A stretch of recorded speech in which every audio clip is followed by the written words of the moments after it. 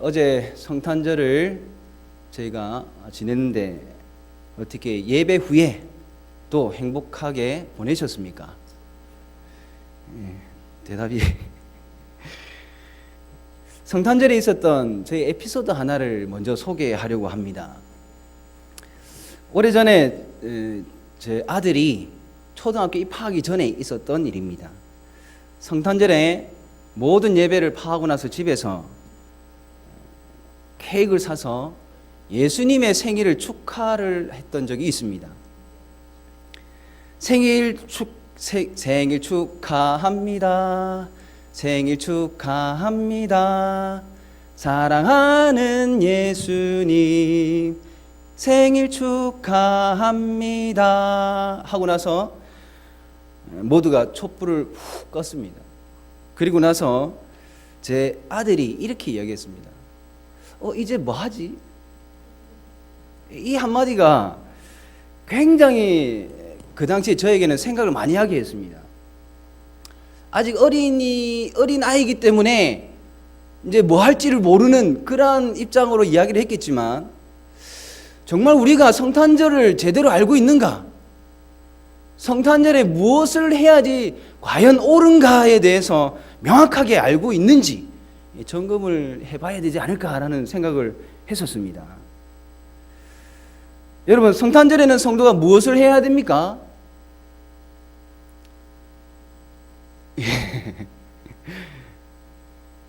여러분들 메리 크리스마스 해야 되죠. 메리 크리스마스 뜻을 제가 한번 말씀을 드린 것 같은데 다시 한번 설명을 드리겠습니다. 메리 크리스마스의 뜻이 있습니다. 즐거운 메리 크리스마스가 되세요라는 뜻입니다. 그러면 크리스마스는 무슨 뜻이냐? 크라이스트라는 단어와 메스라는 단어가 합쳐진 합성어입니다. 크라이스트는 잘 알다시피 그리스도입니다. 메스는 미사, 경배, 예배하다 뭐 이런 의미가 담겨진 단어입니다. 그러면 크리스마스가 무슨 뜻이 됩니까? 예수님을 예배하자 뭐 이런 뜻이죠. 그죠? 메리 크리스마스, 예수님을 향한 즐거운 예배를 하자, 합시다, 하는 날이 됩시다 라는 정도의 말이 될 수 있겠죠. 좋은 정보 아닙니까? 지난밤에 아니죠. 어제 우리 모든 성도님들께서는 메리 크리스마스 하셨습니까? 메리 크리스마스 안 하셨네요. 오늘 본문은 성탄절의 주인공이신 예수님께서 성육신을 하셨고, 성육신 하신 예수님께는 영광이 가득하며 은혜와 진리가 충만하다라는 말씀입니다.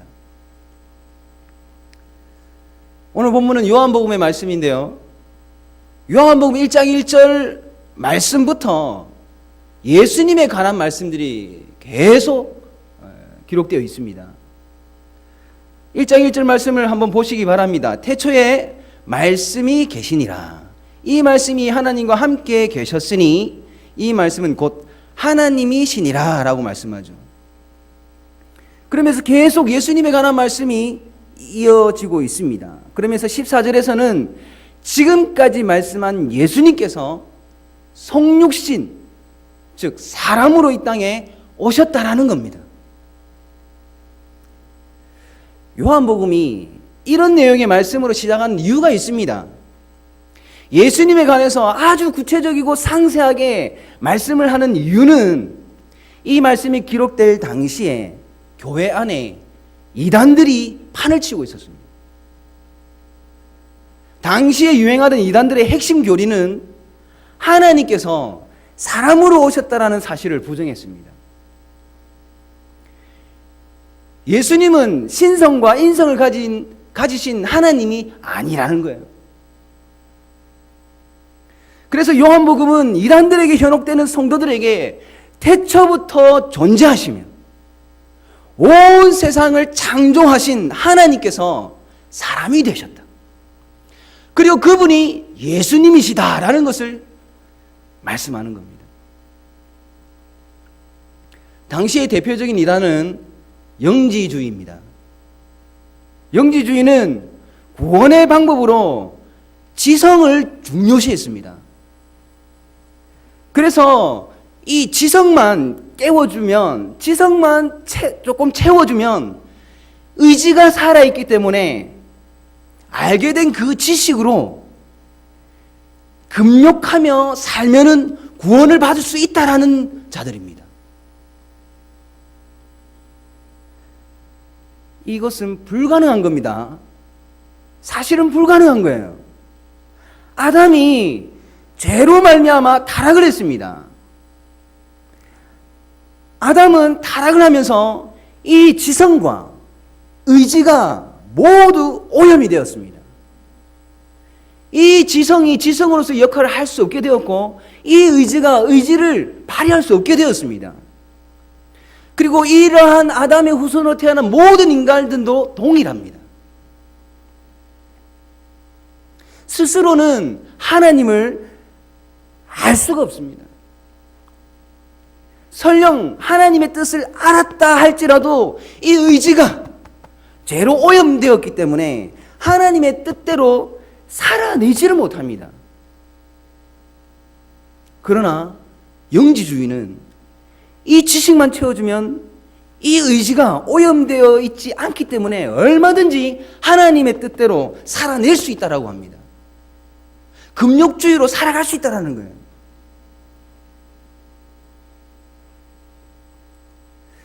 영지주의에서는 예수님을 어떤 분으로 생각을 하고 있냐면 자신들의 이 부족한 지식을 채워주는 중재자로서만 생각합니다. 그렇게 알게 된 지식대로 자신들의 의지로 살아내면서 얼마든지 의인이 될 수 있다라고 주장하는 자들이 영지주의자들입니다. 이러한 이단이 이 요한복음이 기록될 당시에 교회 안에 들어온 거예요. 하나님의 자녀라고 예수님의 이름을 영접한 자, 예수님이 영접한 하나님의 자녀들이 이런 이단의 유혹이 되었습니다. 이런 이단에 유혹되어 멸망의 길을 걷는 하나님의 자녀들에게 사도 요한은 아니다. 너희가 알고 있는 예수님은 그 정도의 예수님이 아니다. 예수님은 태초부터 하나님과 함께 하신 분이시고 온 만물을 창조하셨으며 생명의 주관자이시다. 캄캄하여 한치 앞도 보이지 않는 흑암과도 같은 우리의 이 영성을 환하게 밝혀줄 유일한 빛이시다. 예수님으로 말미암지 않고서는 하나님의 자녀, 의인이 결코 될 수 없다라고 선포하는 말씀이에요. 그리고 그분이 육신이 되어 과거 우리 가운데 계셨다라고 말씀하고 있습니다. 14절, 오늘 본문 14절 말씀에 말씀이 육신이 되어 우리 가운데 거하시매라고 할 때 이 거하시매라는 말씀이 과거 시대입니다. 요한복음이 기록될 당시에 예수님은 부활승천하셨기 때문에 분명히 맞는 말씀이죠. 과거에 예수님께서 성육신 하셔서 우리와 함께 계셨다라는 겁니다. 너희들이 십자가에 못 박혀 죽인 그 예수님이 바로 그분이다라는 것을 말씀하는 거죠. 지금 우리는 14절 말씀에서 예수님은 성육신하신 하나님이심을 지금 살펴보고 있습니다. 그런데 14절 말씀은요, 예수님의 성육신하셨다라는 소식만 전하는 것이 아니라 예수님께서 성육신하신 목적과 성육신하신 예수님을 통해서 우리에게 성도다운 삶과 교회다운 교회의 방향성까지 제시해 주시는 말씀이에요. 예수님께서 성육신을 하셨는데 우리가 성육신하신 예수님의 영광을 보니 아버지의 독생자의 영광이요 라고 말씀하고 있습니다. 여러분, 만약에 신앙생활을 막 시작하신 분이 영광이란 말이 무슨 말이에요? 라고 질문을 한다면 여러분들은 그분에게 쉽게 설명해 주실 수 있습니까? 사실 영광이라는 단어가요, 쉽지 않은 단어입니다. 왜냐하면 이 단어에는 무겁다라는 이 상태 동사가 어원에 깔려 있는 단어입니다. 하나님의 영광이 가득하다라는 말을 쉽게 표현을 한다면 어떻게 표현할 수 있냐면 아주 쉽게 표현을 하겠습니다. 저의 표현의 한계일 수도 있는데 하나님께서 이렇게 하고 이렇게 어깨에 무게를 딱 주는, 그렇게 무게를 잡으시는 것을 하나님의 영광이 가득하다라고 할 수 있는 표현입니다. 자, 그러면 언제 어떤 상황에서 하나님은 가장 강도 높은 하면서 이렇게 무게를 주실 수 있을까? 언제일까요? 구원받을 만한 자가 구원을 받고 심판을 받을 만한 자가 심판을 받을 때에 하나님께서는 하십니다. 내가 하나님이시다는 겁니다.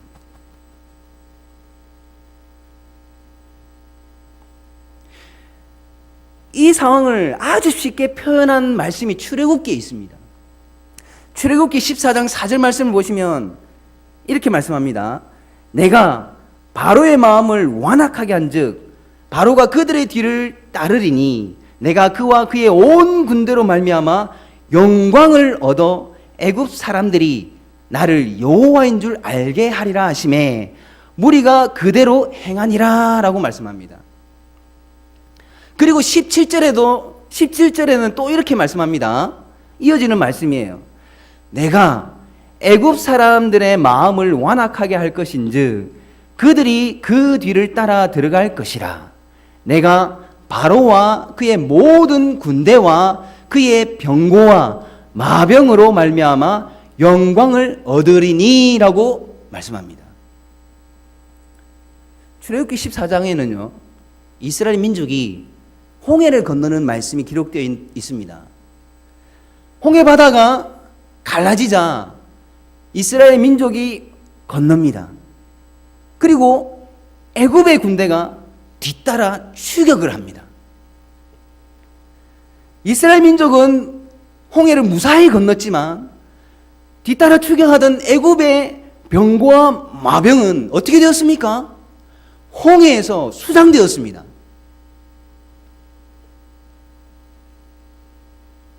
이때 하나님이 하신다는 거예요. 무게를 잡으신다는 거예요. 영광이라는 단어가 쉽지는 않지만 굉장히 재밌고 엄청난 단어입니다. 영광에 관하여 출애굽기에서 한 곳을 더 찾아보겠습니다. 출애굽기 40장 34절입니다. 어떻게 말씀이 기록되어 있냐면 구름이 회막에 덮이고 여호와의 영광이 성막에 충만하매라고 말씀합니다. 성막에 하나님의 영광이 가득하다라고 지금 말씀하고 있어요. 성막에는 하나님이 애헴하시면서 이 무게를 잡으실 만한 무엇인가가 있다는 거예요. 과연 무엇이 하나님을 애헴하게 하실까? 바로 성막에서 드려지는 거룩한 제사입니다. 거룩하기 때문에 거룩한 제사를 드려야 되기 때문에 그 제사를 드리는 제물에는 거룩하지 못하게 하는 모든 것들이 제거되어야만 합니다. 하나님께서 가장 싫어하는 것들을 제거해야 된다는 거예요. 하나님께서 가장 싫어하는 것이 무엇일까요? 죄죠. 흠이 있는 것입니다. 거룩한 제사가 드려지기 위해서 죄가 심판을 받습니다. 성막은 죄가 심판을 받고 정결해지는 곳이에요. 그래서 성막에 하나님의 영광이 가득한 겁니다. 자, 이쯤에서 다시 본문으로 돌아와서 오늘 본문 말씀을 함께 읽어보겠습니다. 오늘 본문 말씀 요한복음 1장 14절 말씀입니다. 함께 읽어보겠습니다. 시작. 말씀이 육신이 되어 우리 가운데에 거하심에 우리가 그의 영광을 보니 아버지의 독생자의 영광이요 은혜와 진리가 충만하더라. 우리 가운데 거하심에에서 거하심에는 장막을 쳤다라는 의미입니다. 좀 단어가 많이 다르죠. 의미는 장막을 쳤다 또는 회막을 쳤다라는 의미예요. 말씀이 육신이 되어 우리 가운데 장막을 쳤다라는 말씀입니다. 그리고 이 말씀을 좀 더 의역을 하면 예수님께서 구약의 성막과 성전을 대신하여 흠이 없는 성막, 완전한 성전으로 오셔서 장막을 치셨다라고 읽으셔도 됩니다. 왜냐하면 예수님은 요한복음 2장 19절에서 22절에 이렇게 말씀을 하셨기 때문입니다. 잘 들어보시기 바랍니다. 예수께서 대답하여 이르시되 너희가 이 성전을 헐라 내가 사흘 동안에 일으키리라. 유대인들이 이르되 이 성전은 46년 동안에 지어졌거늘 네가 3일 동안에 일으키겠느냐 하더라. 그러나 예수는 성전된 자기 육체를 가리켜 말씀하신 것이라. 예수님이 성전 맞습니까? 예수님이 성전 맞죠? 성전이나 성막이나 기능적인 면에서는 동일합니다. 거룩한 제사가 드려지는 곳. 당연히 성전이신 예수님께서 영광이 가득하지 않을 수가 없습니다. 같은 맥락으로 예수님은 자신이 십자가에서 죽는 그 순간을 어떻게 말씀하셨냐면 영광을 얻을 때라고 그렇게 말씀을 하셨어요. 요한복음 12장 23절 말씀입니다. 예수께서 대답하여 이르시되 인자가 영광을 얻을 때가 왔도다. 이 말씀은 십자가에 달리기 전에 주님께서 하신 말씀이에요.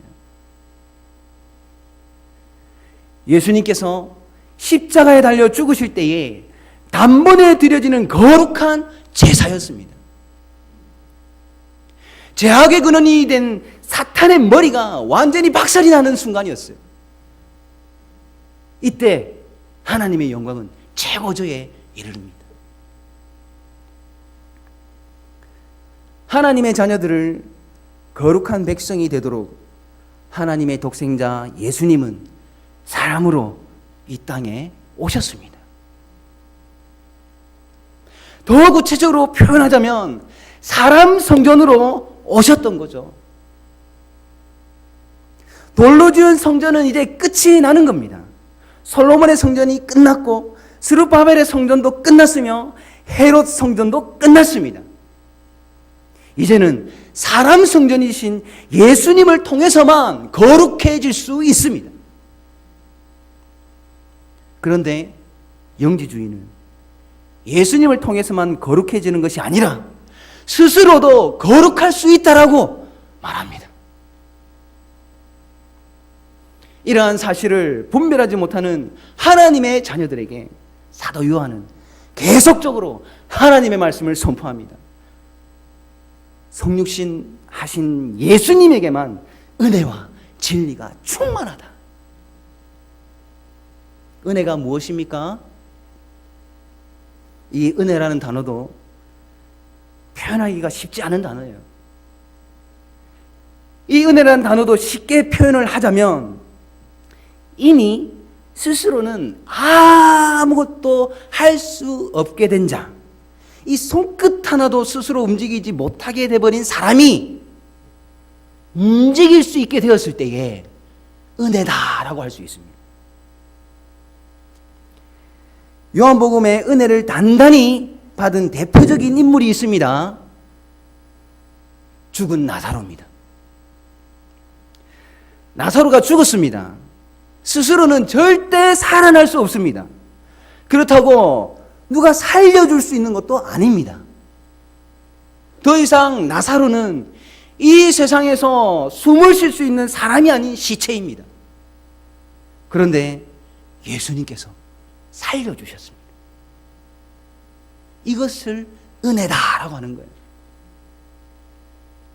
이 은혜가 사람 성전으로 이 땅에 오신 예수님에게 충만하다라고 성경은 말씀합니다. 예수님께서 성육신 하신 목적이 여기에 있습니다.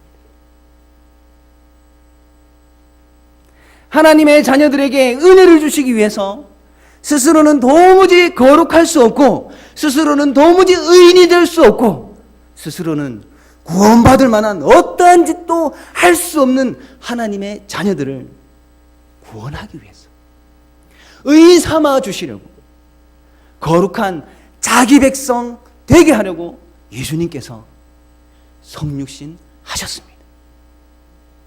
우리는 이것이 너무나도 감사해서 어제 예배했습니다.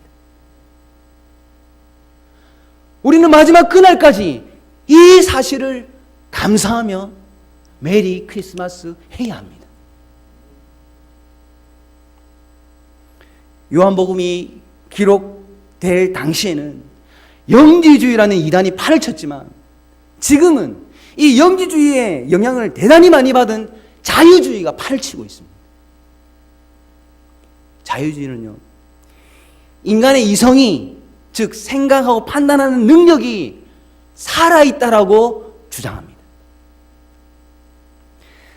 타락한 아담의 후손임에도 불구하고 이 이성이 죄로 오염되어 있지 않다라고 생각하고 있습니다. 그리고 성경만이 진리의 규범이 아니라고 합니다. 그래서 성경이 아닌 우리 이성을 따라가면 된다라고 말합니다. 한술 더 떠서 어디서든지 진리가 발견되면 그 진리를 따라가라고 말합니다. 혼합주의고 다원주의입니다. 이들에게는 어디든지 구원이 있을 수 있습니다. 절대적인 진리가 없다라는 거죠. 자유주의는 성경을 다른 고대의 어떤 문서들과 동일한 방식으로 해석을 하고 다룹니다.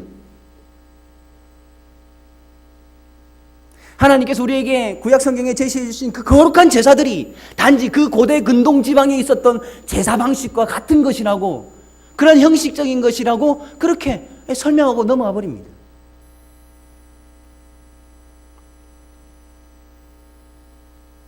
그리고 이들은 자신의 경험만이 진리에 대해서 표준이라고 주장합니다. 과거 부흥사들이 많이 이렇게 했죠. 지금도 그러는 분이 있다라고 합니다. 자유주의 영향이라고 보시면 됩니다. 이렇게 자유주의가 판을 치고 있는 이 작금의 시대에 더욱 우리 주님께서 성육신 하신 사실과 목적을 주야로 묵상하시는 우리 성도님들 되시길 바랍니다. 사랑하는 성도 여러분, 사람 성전으로 이 땅에 오신 예수님은 이미 부활 승천하셨습니다. 이제 우리가 사람 성전인 것을 아십니까? 예수님께서 부활 승천하시면서 성령님을 우리들 한 사람 한 사람에게 보내어 주셨습니다. 오순절날 그렇게 하셨어요. 그래서 우리가 성전입니다. 고린도전서 3장 16절에 이렇게 말씀합니다. 너희는 너희가 하나님의 성전인 것과 하나님의 성령이 너희 안에 계시는 것을 알지 못하느냐? 고린도전서 3장 16절 말씀대로라면 교회는요, 사람 성전들이 모인 곳입니다. 사람 성전, 사람 성전, 사람 성전, 이 사람 성전들이 모인 이곳이 교회라는 겁니다. 그렇다면 저와 여러분들 그리고 우리 교회가 열심히 감당해야 할 주된 사명은 무엇일까요? 하나님께 영광을 올려드리는 겁니다. 하나님께 영광을 올려드리는 일이 우리의 주된 사명입니다. 구원받을 만한 자들이 구원을 받고, 구원받을 만한 자들이 구원받는 일이 생기고, 심판받을 만한 자들이 심판을 받는 일이 생기는 그 사명을 감당하는 일이 우리들의 주된 사명이라는 것입니다. 도대체 정말 우리에게 당면한 문제들이 어떤 문제입니까? 우리가 감당해야 할 주된 사명을 감당하지 못하는 것이 우리의 주된 당면된 문제입니까? 아니면 그 외에 다른 것들이 정말 우리에게 당면한 문제입니까? 성탄절을 맞이하는 이쯤에 다시 한번 심각하게 고민해 볼 문제입니다.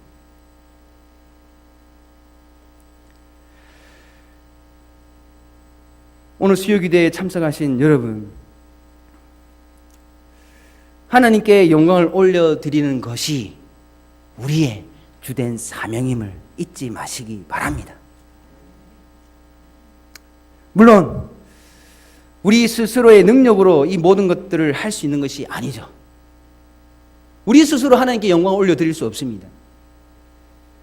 우리 안에 계시는 성령님의 능력으로 하는 거죠. 스가랴 4장 6절 말씀입니다. 만군의 여호와께서 말씀하시되 이는 힘으로 되지 아니하며 능력으로 되지 아니하고 오직 나의 영으로 되느니라. 성령의 능력과 힘으로 할 수 있습니다. 우리 교회가 외치는 복음의 나팔 소리 때문에 구원받는 자가 분명히 생길 것이고 심판받는 자는 분명히 심판을 받게 될 것입니다. 심판받는다라는 의미를 너무 깊게 생각하지 마시기 바랍니다. 우리가 전하는 이 복음을 받지 않는 그 순간 그들은 심판을 받는 겁니다.